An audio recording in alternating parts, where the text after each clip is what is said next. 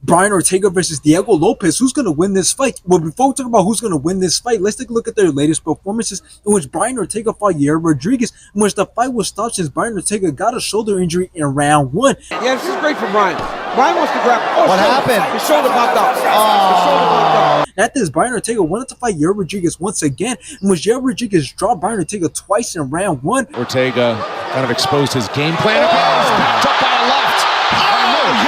But after this, Brian Ortega brought it back, landed some great shots, and had a lot of ground control in round 2. After this, Brian Ortega got Yair Rodriguez in an arm triangle choke and made him tap in round 3. He's got it locked up. Oh, that's in. And he's got 4 minutes. That's it. It's over. He got it. Now let's take a look at Diego Lopes' latest performances, in which he fought Pat Sabatini, in which Diego Lopes knocked him out in round 1. Ocasiones seguidas, muy buen trabajo. Ya lo tocó. Victoria Lopes. Esto termina. After this, he went on to fight Sodek Youssef, in which Diego Lopes dropped him twice. Sadiq checked that one though and landed. Lopez fight. We'll see if Youssef has Then put more punishment on Sodiq, in which the rest did enough and stopped the fight in round 1. Sadiq fights the back.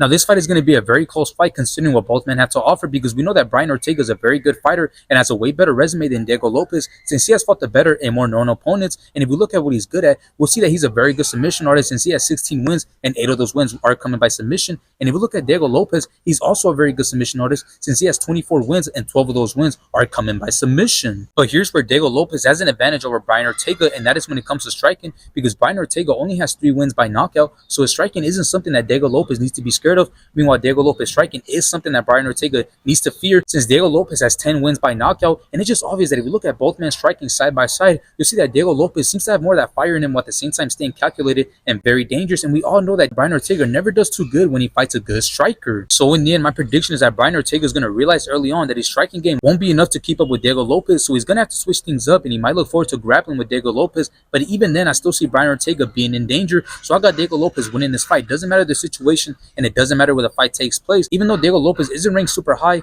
and Brian Ortega just beat Yair Rodriguez, I believe that Diego Lopes has everything he needs to come out on top in this fight.